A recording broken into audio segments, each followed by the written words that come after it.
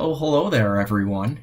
Welcome back. And for those of you just joining us after the commercial break, welcome aboard. Toot toot. My name's Gil. I'll be your captain for the day. And what we're talking about today is a couple different types of knots that you could make with rope here. I seem to have an excess of rope currently, but that's all right. Sometimes in life you have too much stuff on your plates and you gotta bear down and focus is what you gotta do. So what we're going to do today is we're going to go through a couple simple knot designs, and the first one we're going to do is called a bowline. So a bowline can be used, when you're camping, or traditionally when you're out boating, and if you just need to tie stuff up or tie yourself to the dock, this can be a very useful knot. So pay very close attention. And so what you're going to want to do here is you're going to start with finding an end. That's important. And then you're going to loop it around. No, actually, well, wait. This seems wrong. This just seems wrong. I feel out of place here. I don't think I'm on the right show at all. This is not Boating Knots with Gil. It's tie time. What's up, bitches?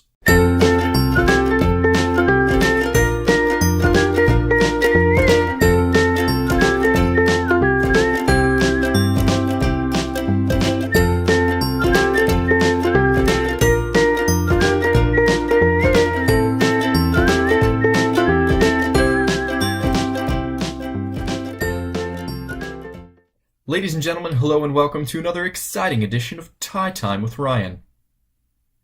I'm Ryan. In Tie Nation, in today's episode, we're featuring the Rosebud knot. Now, I want to take a step back for a minute because there are a couple different variations out there of the Rosebud knot. So this particular variation is created by a man named Jack Robertson.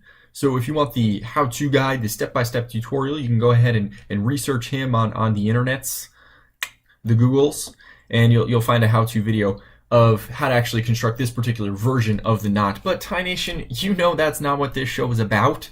What is this show about? Well, it's about 90% nonsense and 10% tie. I do want to break from the tie nonsense tradition for just a brief moment and actually talk about this tie, because the construction of this tie is very unique as far as what I've seen so far, and by no means am I an expert in the tie world yet. I'm working on it, sure am. But this particular knot, one of the things that you'll notice about this, it has these plush kind of rose petals kind of overlapping on one another. The way that you do that, which I thought was very interesting, is like many fancy ties, this is tied with the shorter or the smaller end. But the way that you make this kind of plushness happen is you fold the small end in half, and then you loop it around, so it gives you this extra thickness here. And I thought that was really interesting. I haven't seen that in many of the knots that I've researched so far. But let's get back to real talk, because the Rosebud knot, I haven't even seen Citizen Kane.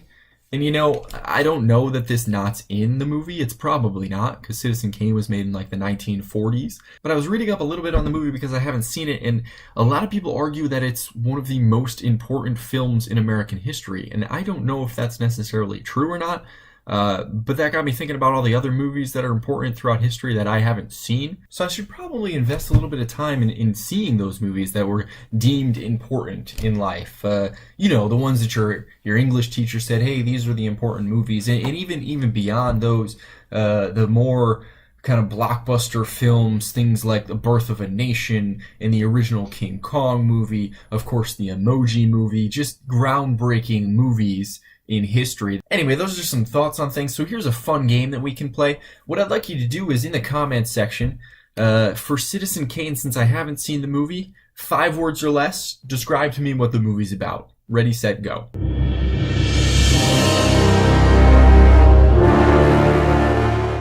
Ranking time. So where does the Rosebud knot stack up on our list? Well, the list has gotten pretty full. We have a top 10 list built out. So, is the Rosebud knot going to make it on the top 10 list, or is it just dropped into the nether, into the abyss, and it's never to be seen or heard from again?